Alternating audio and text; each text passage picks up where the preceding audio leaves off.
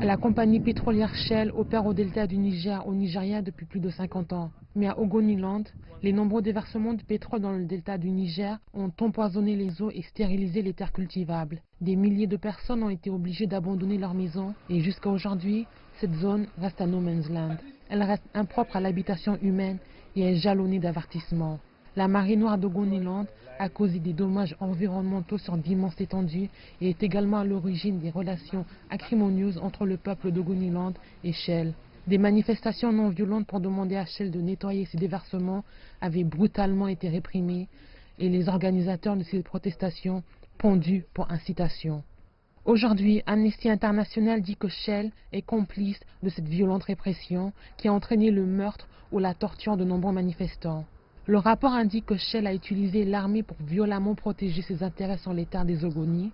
Le pétrolier a rejeté le rapport. Le rapport est basé sur les documents de communication interne entre Shell Nigeria et son siège à Londres et aux Pays-Bas, et également les communications entre Shell et le gouvernement nigérien à l'époque. Ce sont leurs documents. Donc s'ils disent que notre rapport est un mensonge, cela voudrait dire que leurs documents sont faux. Les opérations de Shell sur les terres Ogoni ont cessé depuis les années 90. Les centaines de personnes touchées par les déversements demandent une indemnisation et la restauration de l'habitat dégradé. Le pétrolier doit se préparer aux nombreuses batailles judiciaires qui l'attendent en Grande-Bretagne et aux Pays-Bas. Les accusations que Shell aurait entretenu une collusion avec l'armée dans l'affaire de la violente répression des manifestations ont été faites, mais sans preuve concrète à l'appui. Ces nouveaux éléments de communication interne avec l'armée sont de loin les meilleurs qui ont fait surface. Le problème pour Shell est que cela vient renforcer les affaires existantes et peut également ouvrir la voie à une nouvelle bataille devant la Cour. Et Amnesty International déclare qu'elle soutiendra quiconque veut s'attaquer à Shell.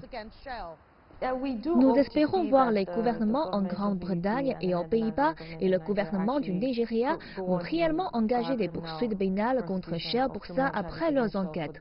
Et s'il y a un besoin pour que les victimes fassent partie des procédures, peut-être en tant que témoins, Amnesty International va les soutenir en tant que possible durant le processus, parce que notre travail est de venir en aide aux victimes dans leur quête de justice.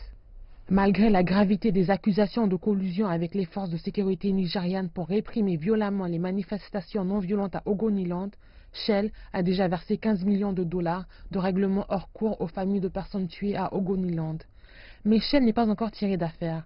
Une autre affaire civile a été ouverte aux Pays-Bas pour les familles non indemnisées de ceux tués dans les manifestations.